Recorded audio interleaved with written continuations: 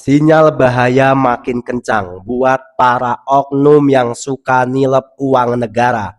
Wajah-wajah serakah itu mulai kelihatan panik luar biasa. Bagaimana tidak, RUU perampasan aset yang selama ini dipertanyakan, kini kabarnya benar-benar bakal dikawal sampai sah. Isunya, pihak DPR siap bergerak cepat tanpa tunda-tunda lagi. Namun, yang jadi teka-teki sekarang, apakah ini cuma janji manis atau anggota dewan memang betul-betul berani berpihak pada rakyat? Ya udah, daripada cuma menebak-nebak, mari kita bedah informasinya satu persatu. Tapi jangan lupa subscribe channel ini, Tiang Politik. Kenapa rakyat kecil yang salah ambil kayu atau makanan karena lapar bisa langsung diproses hukum tanpa ampun, sementara oknum yang membawa kabur uang miliaran bisa tetap tersenyum ramah di depan kamera sambil pamer kemewahan? Katanya negara kita tegas, tapi begitu ditantang untuk mengesahkan aturan yang bisa langsung menyita seluruh harta para koruptor, mendadak ruang sidang di DPR dipenuhi alasan yang dicari-cari.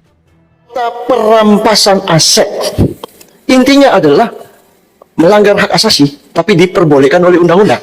Maka teman-teman tadi mengatakan bahwa itu dilakukan secara hati-hati menghormati HAM.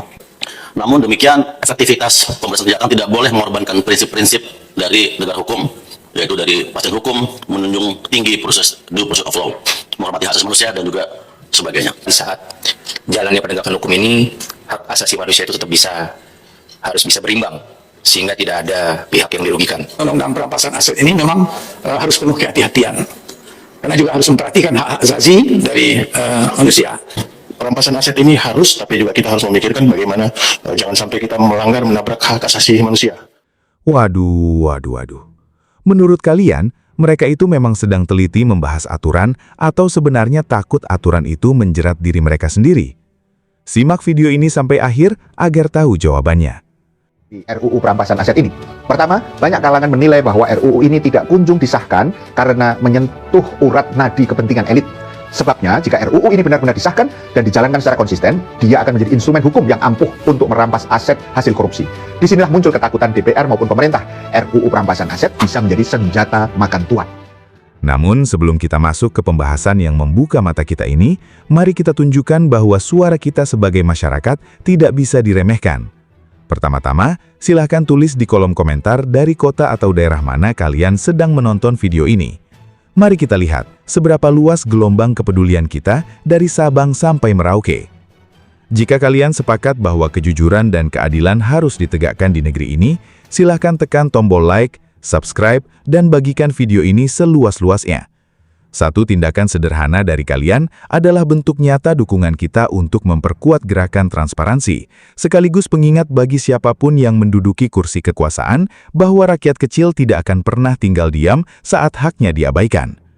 Pastikan kalian menyimak video ini sampai detik terakhir, karena di akhir nanti kita akan tahu apakah kita sedang menuju perubahan nyata atau hanya sekedar disuguhi drama politik baru. Mari kita mulai pembahasannya.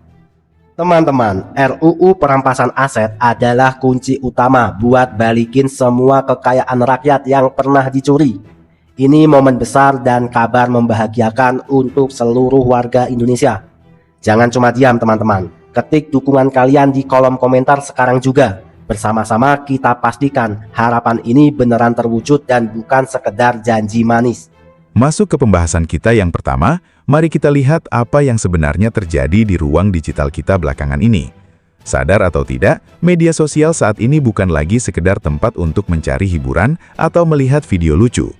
Di era digital sekarang, ponsel pintar di tangan kita telah berubah menjadi alat pengawasan massal yang sangat ditakuti oleh mereka yang menyalahgunakan kekuasaan.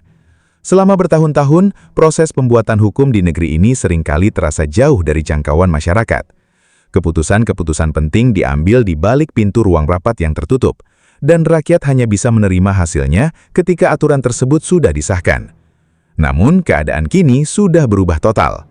Melalui kekuatan internet, muncul sebuah desakan besar dari masyarakat agar seluruh proses pembahasan hukum yang krusial, terutama yang berkaitan dengan masa depan uang negara, wajib disiarkan secara langsung atau melalui live streaming yang bisa diakses oleh siapa saja. Mengapa transparansi ini menjadi sangat penting dan membuat banyak pihak di dalam ruang sidang mulai merasa tidak nyaman? Jawabannya sederhana, karena kamera tidak pernah berbohong. Ketika sebuah rapat penting disiarkan secara terbuka, kita sebagai pemilik kedaulatan negara bisa melihat dengan mata kepala sendiri bagaimana watak asli dari orang-orang yang kita pilih untuk duduk di kursi dewan. Teknologi digital ini secara tidak langsung meruntuhkan dinding pembatas antara rakyat dan penguasa. Dulu, komitmen politik seorang pejabat hanya bisa kita uji 5 tahun sekali di bilik suara. Setelah pemilu usai, mereka seringkali menghilang dan baru muncul kembali saat musim kampanye berikutnya tiba. Sekarang, polanya tidak bisa lagi seperti itu.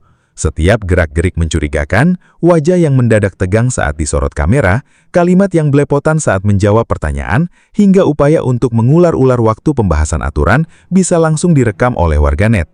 Potongan video tersebut bisa menjadi konten, disebarkan secara berantai dan menjadi viral dalam hitungan menit.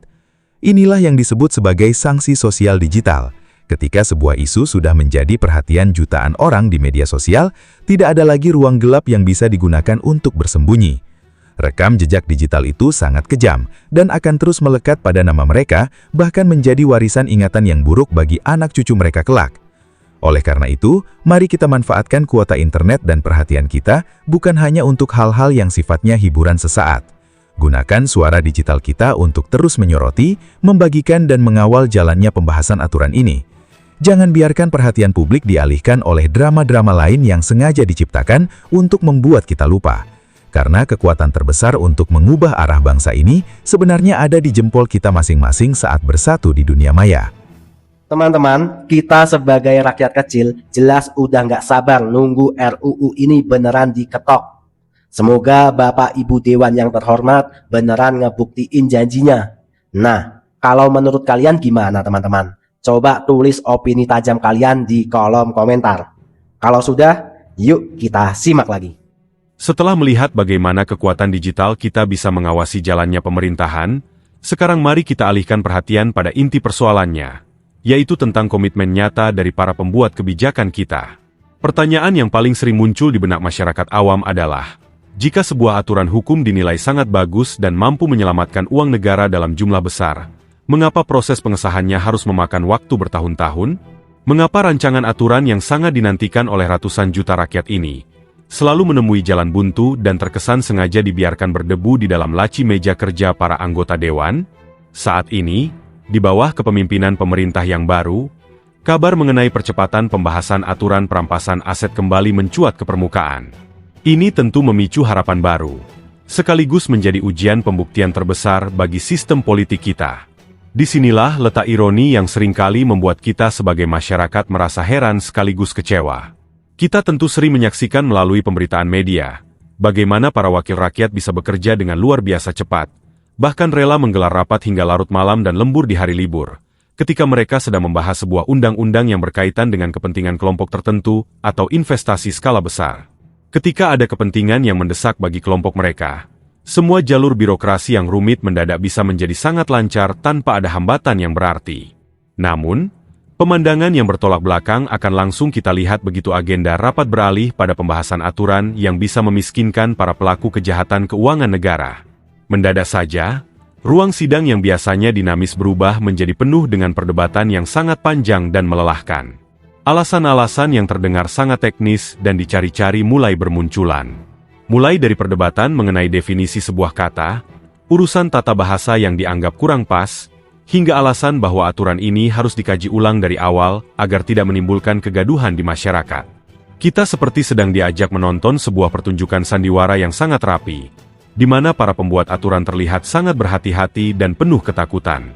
Ketakutan bahwa aturan tegas yang sedang mereka susun hari ini, justru akan menjadi senjata yang berbalik menjerat diri mereka sendiri atau rekan-rekan satu kelompok mereka di masa depan.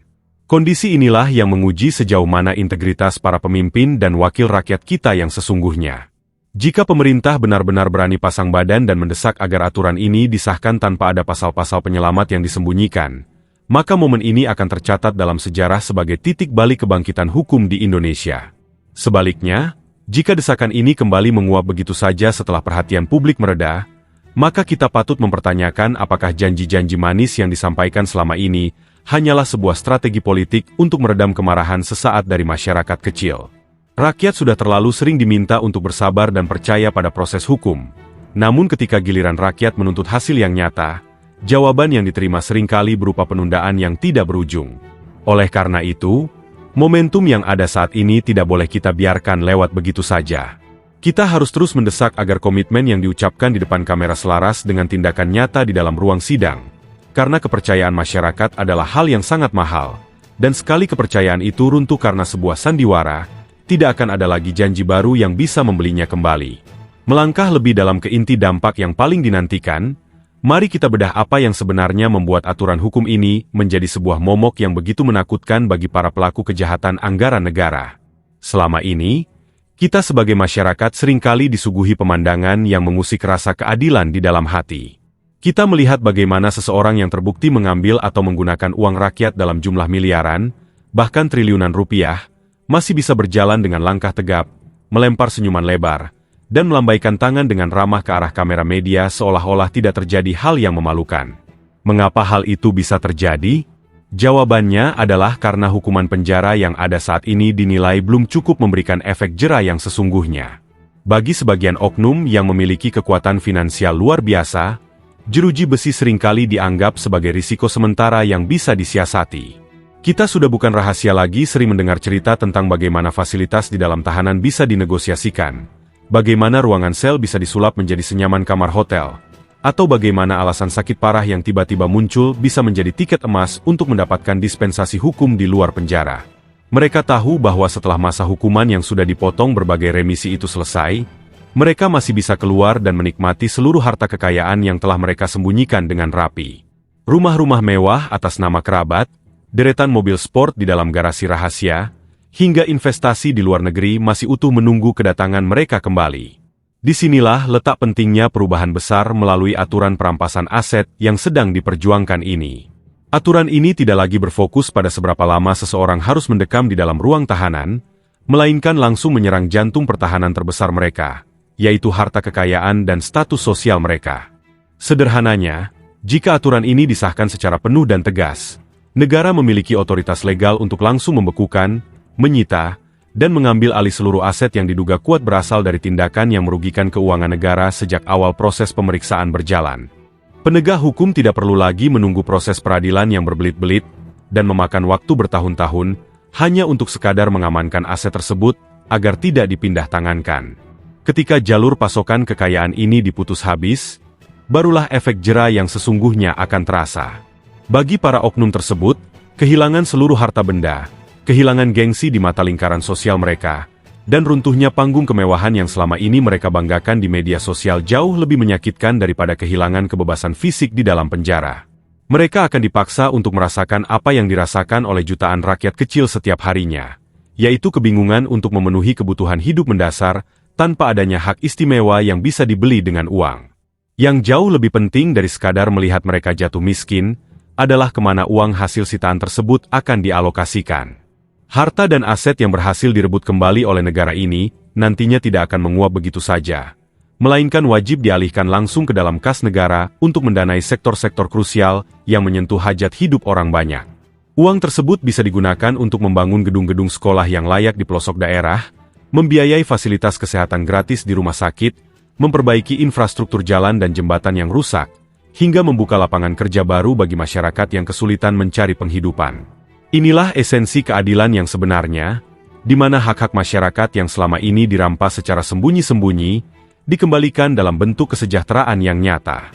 Di tengah segala riuh rendah perpolitikan dan keprihatinan yang mendalam atas nasib uang negara, di lubuk hati kami yang paling dalam, sesungguhnya masih tersimpan seberkas harapan yang sangat besar. Kami, sebagai masyarakat yang setiap hari harus bekerja keras di bawah terik matahari, mengadu nasib di jalanan, di pasar, di sawah, dan di ganggang sempit perkampungan, tidak pernah berhenti bermimpi melihat Indonesia yang bersih. Harapan ini bukanlah sebuah tuntutan yang berlebihan, melainkan sebuah kerinduan yang sangat mendasar dari seorang anak bangsa yang ingin melihat tanah airnya dikelola dengan penuh rasa tanggung jawab, kejujuran, dan keadilan. Kami sangat ingin terus percaya bahwa di antara sekian banyak orang yang menduduki kursi empuk kekuasaan, masih ada figur-figur pemimpin yang bersih, berintegritas, dan benar-benar tulus memikirkan nasib rakyat kecil. Kami tahu, menjadi orang jujur di tengah sistem yang penuh godaan materi tidaklah mudah. Diperlukan keberanian moral yang luar biasa untuk berkata, tidak, pada tindakan yang merugikan negara. Oleh karena itu, kehadiran para pemimpin dan pejabat yang bersih laksana oase di tengah padang pasir bagi kami. Setiap kali kami melihat ada kebijakan yang berpihak pada keadilan, atau melihat ada pemimpin yang tanpa lelah turun ke lapangan memastikan hak rakyat terpenuhi tanpa dipotong sepeser pun, hati kami membuncah penuh rasa syukur. Pemimpin-pemimpin seperti inilah yang membuat kami bangga menjadi warga negara Indonesia. Dan kehadiran merekalah yang menjadi alasan mengapa kami tidak boleh menyerah pada rasa skeptis atau keputusasaan. Satu momentum besar yang kini tengah kami nantikan bersama adalah pengesahan Undang-Undang Perampasan Aset. Bagi kami, undang-undang ini bukan sekadar lembaran dokumen hukum biasa, melainkan simbol keberanian negara dalam melawan segala bentuk penyalahgunaan anggaran. Kami sangat mendambakan aturan ini disahkan secara penuh tanpa ada pasal yang dilemahkan. Karena kami ingin melihat Indonesia yang benar-benar bebas dari belenggu korupsi. Kami ingin melihat sebuah sistem di mana tidak ada lagi celah bagi siapapun untuk memperkaya diri sendiri dengan cara mengambil hak orang lain secara tidak sah. Jika undang-undang ini berdiri tegak, kita tidak hanya akan menyelamatkan uang negara, tetapi juga menyelamatkan masa depan jutaan anak-anak Indonesia yang membutuhkan pendidikan layak, layanan kesehatan yang memadai, serta infrastruktur yang aman. Besar harapan kami agar rancangan Undang-Undang Perampasan Aset ini tidak berakhir menjadi sekadar janji manis di masa kampanye atau komoditas politik untuk meredam suasana sesaat. Kami sudah terlalu sering mendengar kalimat-kalimat indah yang diucapkan di depan pengeras suara, namun menguap begitu saja ketika rapat pleno dimulai. Kali ini, kami ingin melihat sebuah pembuktian nyata. Sebuah tindakan konkret yang menunjukkan bahwa kepentingan bangsa berada jauh di atas kepentingan kelompok atau golongan manapun. Ketika undang-undang ini diketuk sebagai tanda sah, itu akan menjadi pesan terkuat yang pernah dikirimkan oleh negara ini, bahwa hukum di Indonesia tidak tebang pilih, dan keadilan tidak bisa dibeli dengan materi. Oleh karena itu, dari ruang-ruang rumah kami yang sederhana, kami ingin menyampaikan rasa hormat, apresiasi, dan pujian setinggi-tingginya kepada para pemimpin, wakil rakyat, dan pejabat pemerintah yang hingga hari ini tetap teguh menjaga kebersihan hatinya. Kalian yang memilih untuk tetap setia pada sumpah jabatan, kalian yang menolak untuk ikut menari di atas penderitaan rakyat, adalah pahlawan sejati di era modern ini. Menjaga integritas di tengah gempuran kepentingan adalah perjuangan yang sunyi dan seringkali berat. Namun ketahuilah bahwa setiap langkah bersih yang kalian ambil selalu dicatat dengan tinta emas di hati kami, rakyat kecil. Kalian adalah teladan bahwa kekuasaan sejati tidak diukur dari seberapa banyak harta yang dikumpulkan, melainkan dari seberapa besar manfaat yang diberikan untuk kesejahteraan orang banyak. Menutup rangkaian harapan ini, kami selalu menyertakan doa-doa terbaik yang tulus kami panjatkan di setiap waktu bagi para pemimpin yang bersih, jujur, dan berpihak pada rakyat. Semoga Tuhan Yang Maha Esa senantiasa melimpahkan rahmat, perlindungan, dan kesehatan yang sempurna kepada beliau-beliau sekalian. Semoga visi kalian selalu dikuatkan untuk menanggung amanah yang besar ini, dan pikiran kalian selalu dijernihkan dari segala bentuk keraguan dalam mengambil keputusan yang adil. Kami berdoa agar kalian diberikan keteguhan hati yang tidak tergoyahkan oleh godaan apapun, serta keberanian yang kokoh untuk terus melangkah maju membela hak-hak masyarakat kecil. Semoga setiap peluh yang menetes dalam menjalankan tugas kedinasan menjadi ladang ibadah yang penuh berkah, dan semoga keselamatan selalu menyertai langkah kaki kalian beserta seluruh keluarga tercinta. Tetaplah berdiri tegak menjadi benteng keadilan bagi kami, karena selama para pemimpin yang bersih tetap berjuang di barisan depan, harapan akan masa depan Indonesia yang maju, makmur, dan bersih dari korupsi akan selalu hidup dan menyala di dalam hati seluruh rakyat Indonesia. Melihat dinamika pembahasan regulasi di tingkat tertinggi negara kita belakangan ini, publik seolah sedang diajak menyaksikan sebuah ujian besar bagi integritas bangsa. Di satu sisi, kita melihat adanya kesadaran digital yang luar biasa dari masyarakat awam yang menuntut keterbukaan informasi. Namun di sisi lain, kita juga disuguhi pemandangan klasik tentang bagaimana sebuah kebijakan yang sangat berpihak pada keadilan sosial seringkali harus melewati jalan berliku, penuh perdebatan teknis yang melelahkan, dan tak jarang berakhir di dalam laci penundaan. Fenomena ini memicu sebuah opini mendasar di tengah masyarakat. Sudah saatnya komitmen pemberantasan kejahatan keuangan tidak lagi diukur dari retorika atau janji-janji manis, melainkan dari keberanian politik untuk melahirkan sistem hukum yang memberikan efek jera yang nyata. Selama berpuluh-puluh tahun, pendekatan hukum kita terhadap para pelaku penyelewengan anggaran negara cenderung berfokus pada perampasan kemerdekaan fisik, alias hukuman penjara. Namun, efektivitas dari metode ini kian hari kian dipertanyakan oleh publik. Penjara tidak lagi menjadi tempat yang menakutkan ketika status sosial dan fondasi ekonomi para pelaku tetap utuh di luar sana. Kita seringkali melihat ironi di mana seseorang yang telah merugikan hak-hak publik dalam skala besar masih bisa tersenyum lebar di depan kamera, seolah tahu bahwa setelah masa tahanan berlalu, kemewahan hidup yang disembunyikan dengan rapi masih setia menunggu mereka. Oleh karena itu, opini bahwa hukuman harus bergeser dari sekadar pembatasan fisik menuju pemiskinan struktural adalah sebuah keniscayaan yang tidak bisa ditunda lagi. Disinilah urgensi dari regulasi seperti aturan perampasan aset menjadi sangat krusial. Aturan ini bukan sekadar instrumen hukum teknis, melainkan sebuah simbol perlawanan terhadap ketidakadilan sosial. Ketika negara memiliki otoritas legal untuk langsung membekukan dan menyita aset yang diduga kuat berasal dari tindakan tidak sah sejak awal proses pemeriksaan, kita sedang memotong urat nadi kekuatan para pelaku. Tanpa dukungan finansial yang masif, akses mereka untuk memanipulasi ruang hukum atau mempertahankan pengaruh sosial mereka akan runtuh dengan sendirinya. Bagi kelompok oknum tersebut, kehilangan status sosial dan panggung kemewahan jauh lebih mematikan daripada harus mendekam di balik jeruji besi. Namun, tantangan terbesar dari perwujudan keadilan ini justru berada di tangan para pembuat kebijakan itu sendiri. Komitmen pemerintah dan lembaga legislatif sedang diuji di hadapan mata seluruh rakyat. Sangat menggelitik nurani ketika kita melihat bagaimana sebuah undang-undang yang berkaitan dengan kepentingan sektoral atau investasi bisa disahkan dengan kecepatan yang luar biasa, sementara aturan yang jelas-jelas ditujukan untuk menyelamatkan uang rakyat harus mandek bertahun-tahun dengan berbagai alasan birokrasi. Publik ini sudah cukup cerdas untuk menilai bahwa penundaan tersebut bukan karena masalah teknis tata bahasa atau kajian akademis, melainkan karena adanya benturan kepentingan dan ketakutan sistemik bahwa aturan tegas tersebut suatu saat bisa berbalik arah. Sebagai penutup, opini ini ingin menegaskan bahwa masa depan pemberantasan korupsi di Indonesia tidak lagi berada di ruang-ruang rapat yang tertutup, melainkan di tangan pengawasan kolektif masyarakat luas. Era digital telah memberikan kita panggung transparansi yang tidak bisa dibendung oleh sekat-sekat kekuasaan. Harapan kita bersama adalah melihat para pemimpin yang bersih dan berintegritas berani, mengambil langkah berani tanpa kompromi. Mengesahkan aturan perampasan aset secara utuh, tanpa pasal-pasal penyelamat yang diselundupkan, adalah satu-satunya cara untuk mengembalikan kepercayaan publik yang telah lama terkikis. Negeri ini terlalu besar dan berharga jika harus terus dikorbankan demi kemakmuran segelintir oknum, dan sudah saatnya hukum benar-benar berpihak pada kesejahteraan rakyat banyak.